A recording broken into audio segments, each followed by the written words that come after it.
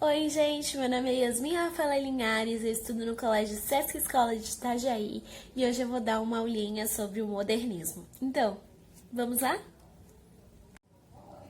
O modernismo é um movimento literário que começou em 1922, mas o seu final é meio incerto, pois alguns pesquisadores falam que acabou em 1960 e outros em 1980.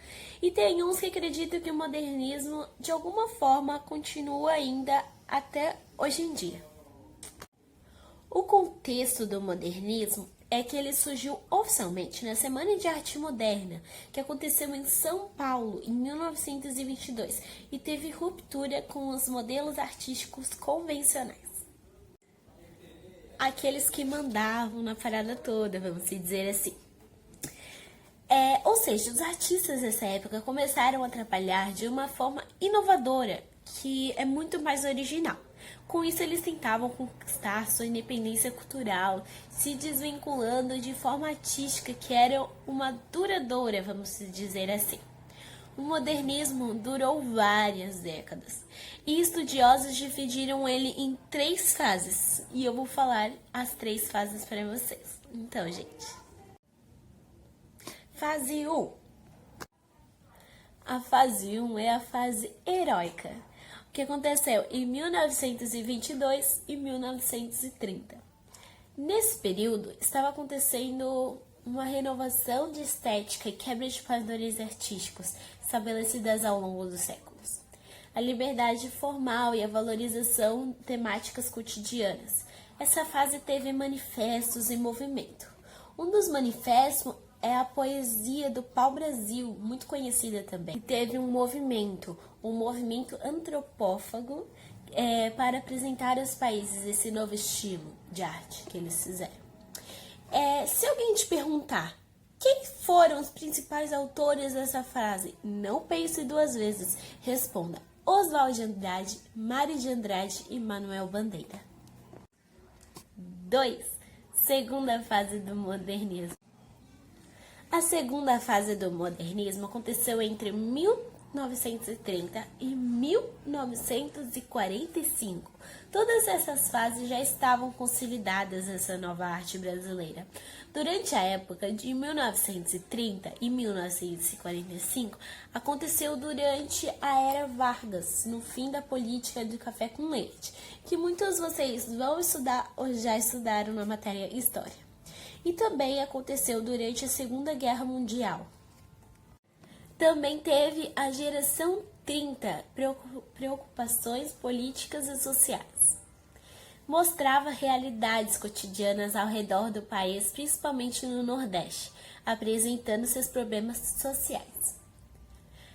Principais nomes que destacaram essa fase, Yasmin, quais são? Ceciliano Ramos, Jorge Amado, Carlos Drummond de Andrade, Vinícius Moraes e Cecília Meirelles. 3. Chegamos ao número 3, a terceira fase. Espera aí que tá quase acabando, viu? É o pós-modernismo. Estudiosos dizem que o modernismo continua se reinventando até hoje, por meio desses ecos. Enquanto outros dizem que vai de 1945 e 1980. Período marcado por pluralidade de formas estéticas e experimentos linguísticos. Nessa época, acontecia o fim do Estado Novo e da Segunda Guerra Mundial e o início da Guerra Fria. Então, imagina a cabeça desses caras. Meu Deus, eles, no meio de tantas coisas, eles ainda conseguiram criar isso. Também tinha a geração 45, que resgatou um hábito mais formalista, mas logo foram ofuscados pela poesia substantivada de João Cabral de Melo Neto. Na terceira fase, quem é que se destaca? Quem se destaca é a Guimarães Rosa, com as suas prosas poéticas no sertão do mundo, e a Clarice Lispector, um mergulho profundo na subjetividade do ser. Tá, Yasmin, mas quem são os principais artistas desta época? O Pablo Picasso, Anita Malfatti, Tarsila do Amaral, R. Martins. de Cavalcante. Tem muitos artistas, muitos mesmos, são impressionantes e cada um com a sua obra diferente, cada vez mais originais. Então, gente, essa foi a aulinha de hoje, espero que vocês tenham gostado, espero que a professora tenha gostado também. E agora vamos com a outra aluna, a Yara, que ela vai apresentar características e modos, outros vocês vão ver com ela. Então tá, beijo, gente!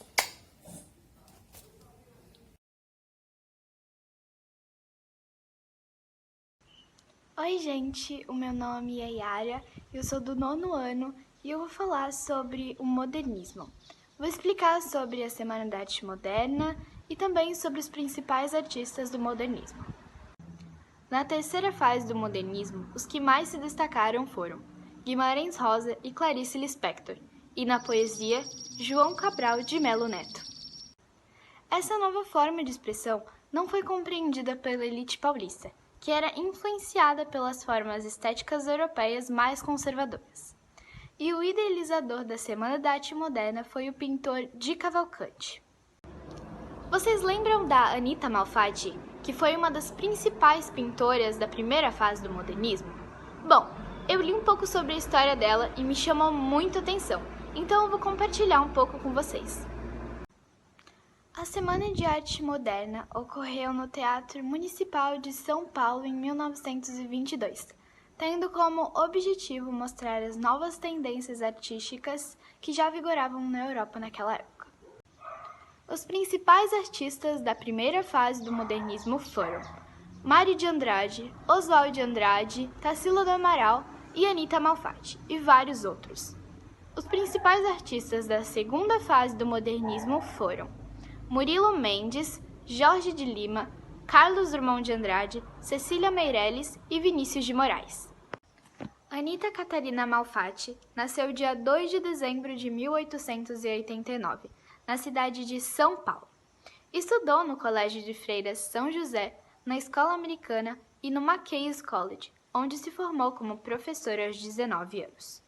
Com a morte de seu pai, a sua mãe decidiu dar aulas de pintura e línguas.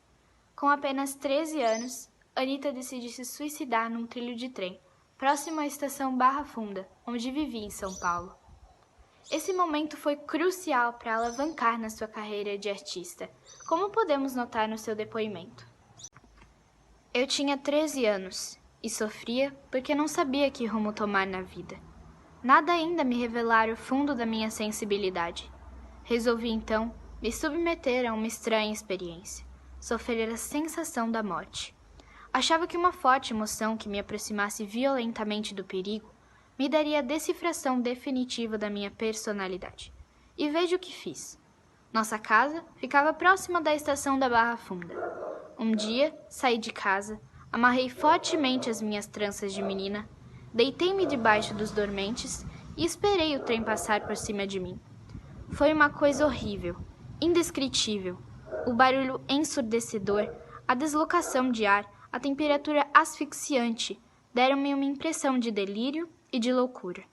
E eu via cores, cores e cores riscando o espaço, cores que eu desejaria fixar para sempre na retina assombrada.